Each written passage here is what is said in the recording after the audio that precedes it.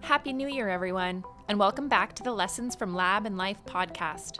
I'm your host, Lydia Morrison, and I hope that our podcast offers you some new perspective. In this episode, we'd like to encourage you to nominate yourself or someone you know for the 2019 Passion in Science Awards. 2019 will mark the third round of the awards, which recognize those in various fields of science dedicated to making a difference. Today, I'm joined by Andy Bertera, who's the Executive Director of Marketing and Sales at New England Biolabs. Andy's going to share with us a bit more about the Passion in Science Awards and introduce us to some of the winners from the 2014 and 2016 awards. Hi, Andy. Thanks so much for joining me today. Hey, Lydia. It's a pleasure to be here. So I was hoping that you could tell us a little bit about how the Passion in Science Awards hosted by New England Biolabs was conceived. Yeah, happy to. So the Passion in Science Awards actually goes back to 2013. At that particular time, we were contemplating what to do for New England Biolab's 40th anniversary. Mm-hmm. And as you can imagine, there were lots of good ideas. Should we have a big party? Should we go out and have an advertising campaign to tell the world about all the great things we've done? But when we thought about those different ideas, they didn't really feel like they were us. NEB's corporate values, as you might be aware, are humility, passion, and being genuine. And all those ideas, particularly a party, didn't really feel being very humble. One of the values is passion, and particularly passion for science. And as a consequence with that, we thought, well, really we should involve more science and more of our customers in celebrating this award. So the idea was conceived to try and identify customers who shared those values with us, that we could really celebrate the achievements they've made more than just celebrating our own sort of 40th birthday party. What a great way to be able to recognize the efforts that our customers put into their science and how dedicated they are to their work, while being able to celebrate them in a way that reflects the values of New England Biolabs. It was a truly, the actual events that we've had have been really inspiring. Seeing some of the people that won these awards and getting to know them as individuals and seeing the work they were doing was truly awe-inspiring. It must have had a big impact on the employees of New England Biolabs. Can you tell us a little bit more about how people felt about having these customers, these individuals visit the company? Yes, definitely. We tried to involve as many of the NEB staff in the whole process as we could. So NEB staff were actually involved in reading the different submissions for the awards. Oh, cool. And actually voting for them. So it wasn't like a high-powered committee making decisions. It was actually involving as many as the team as we could. And then the actual awards themselves, we had the awardees come to our headquarters in Ipswich, Massachusetts, and actually either give presentations or talk about the good work they were doing. And as many of the companies we could were invited to that series of presentations so they could actually hear about all the great work these individuals were doing. So as I said, I personally found it inspiring, but I think I can speak for most of the company that they also did. Yeah, I was at the 2016 Passion in Science Awards, and it's funny because certainly they were all inspiring, and it's amazing what people have been able to accomplish in their careers, some of them very early in their careers. And so it is certainly inspiring and offers a certain level, I think, of perspective. Because you walk out of that room thinking like, wow, what amazing things these individuals have accomplished. Yeah, very much so. As I mentioned, one of our values is humility, and it was very humbling. Absolutely. You go home in the evening and you put your feet up and watch the television or whatever, and you're thinking, I shouldn't be doing that. I should be trying to do something that these great individuals are doing, or maybe even a small percentage of it. Absolutely. Could you describe the different categories of the Passion in Science Awards? Yes, happy to. We have 4 categories that form the awards. The first one is science mentorship. This is about individuals who, in addition to just teaching, have a certain way of trying to encourage and excite individuals in different areas of science. Mm-hmm. The next one is the environment, which is an important area to NEB in terms of some of the activities we do to reduce our environmental impact and footprint. The third one is humanitarian causes, where a researcher may be, studying the cause of a certain cancer or something like that, but then they're also trying to help, unfortunately, patients or family associated with those diseases. And then the last one is arts. This one perhaps, is always a question about, is it an art, is it a science? What we're trying to do here is actually realize that the two come very closely together. And there's some excellent artists who are also fantastic scientists. So Andy, could you share with us some of the stories that stand out in your memory from the winners from 2014 and 2016? That's a tough one. Everyone's stories were unique and worthy of their own mention. But a few that definitely stick in my memory. One from 2014. Shelley Shea, who was at the time at UT, University of Texas Southwestern Medical Center. You mentioned the word stories there, and I think she gave a fantastic way of actually telling her story. She, at the time, was studying neglected tropical diseases and actually used something called sand art to actually tell her story. So the best way to describe this is if you imagine a tray of sand above a light box, and then she was using a hand and other tools to basically, animate a story. In this case, how a mother was actually and her child were actually infected with this particular disease, and how she was sort of coping with that. And it was just a very creative way of telling a moving story with a scientific backdrop. Let's have a listen to part of the presentation Shelley gave when she was visiting New England Biolabs for the Passion in Science Award ceremony. The Passion in Science Award in Arts and Creativity, really holds a special place in my heart. So I'm currently pursuing to become a doctor, but my inspiration actually came from volunteering as a young artist during high school in a hospital. Through visiting various units in the hospital and drawing over 700 portraits for patients and families, I have encountered and witnessed overflowing joy of mothers while they're holding their newborns. And I have witnessed excitement of elderlies as they finally finding someone to chat with. And at the same time, I've also witnessed conflicted feelings of family members as they watch their loved ones suffering and battling the serious illnesses, as well as the grief of mothers losing their children. Through this experience, I learned the importance of hope and courage, and the importance of meeting people and connecting with them on a deeper level. And also, as important, I learned the power of art. To not only represent the objects and their physical beauty, but also they really have a power to convey a message, to heal patients, and to be a medicine. Can you tell us about another one of your favorites? Certainly. One of probably the most moving stories was the story that Paul McDonald told us. He's actually at Virginia Tech. And he was involved with two other authors, but he was actually the only scientific advisor to the Vice Chief of Staff of the Army. And what his work was to actually analyze various factors in a database of individuals from the Army to try and identify individuals at risk, in particular individuals who were at risk of suicide. And I remember very well he told the audience, NEB staff, about the work he was doing.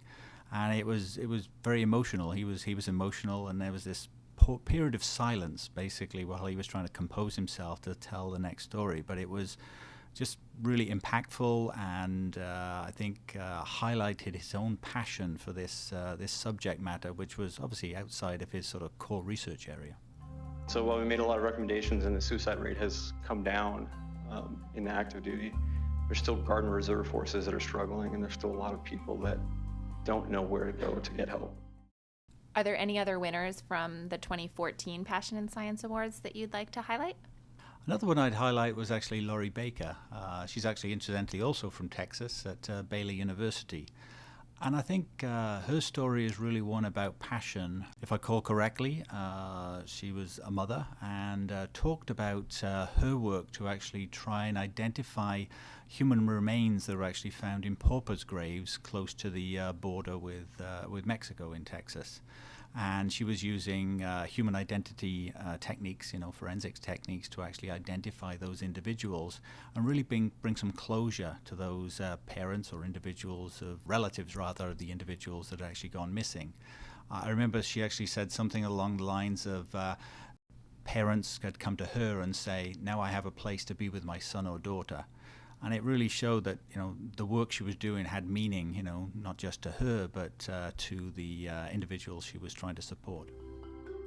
My training is in ancient DNA.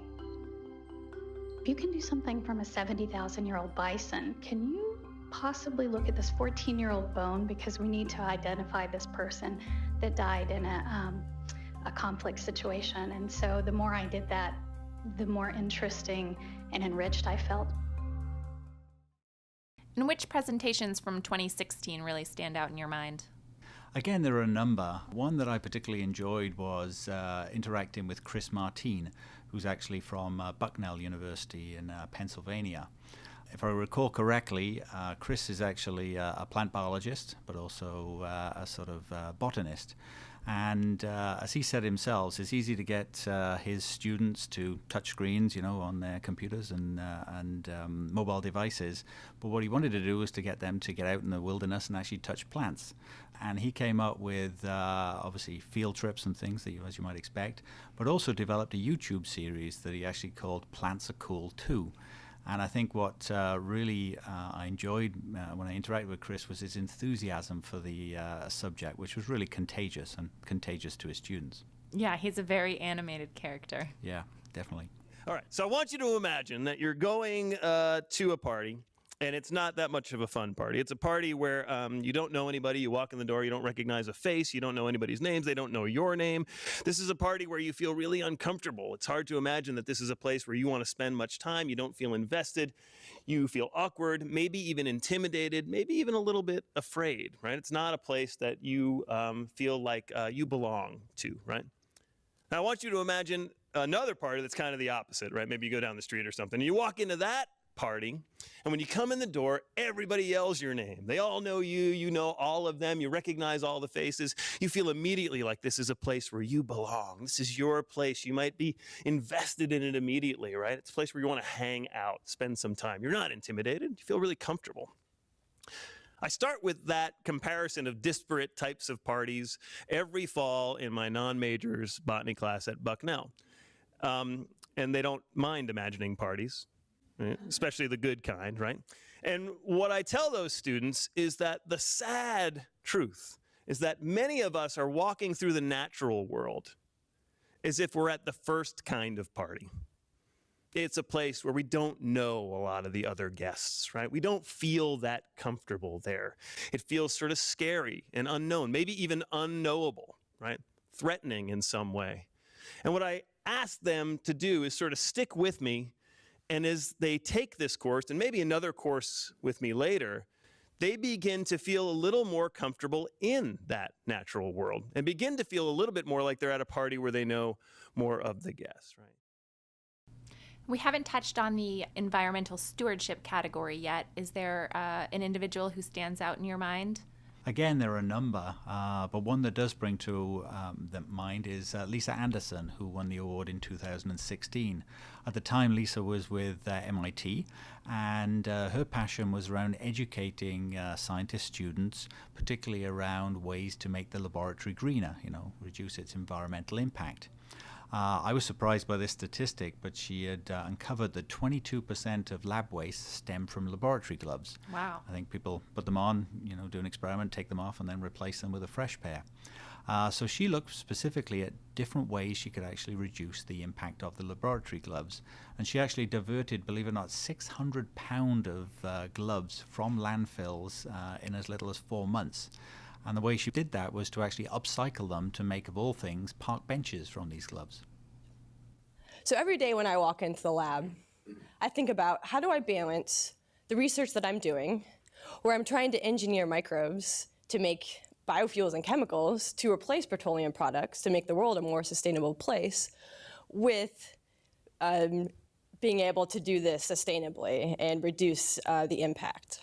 And so at UC Davis, where I was doing my PhD studying algae biofuels, I became involved with a program at UC Davis, which is one of the leaders, I would say, in this front, in where there's a certification program for individuals and labs and the community, the campus community as a whole, to assess the impact of a laboratory environment. And so this includes things like energy, such as the heating and cooling systems, ultra-low temperature freezers, which is common in biological laboratories, which can use the amount of energy as a single household each day.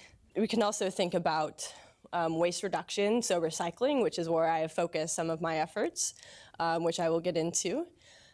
We can think about the transportation and the traveling to conferences and how maybe you could have conference calls or web conferences as an alternative.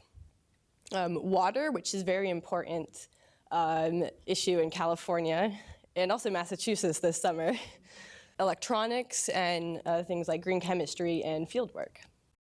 And how about the science and art category? I've definitely seen a lot of science and art and bio art inspired projects through social media and the news lately. Could you tell us which individuals stand out in your mind in the science and art category? Yeah, again, there's a number, but the one I'd reference is actually the Scott Chmielewski, who you actually interviewed very recently for an NEB podcast.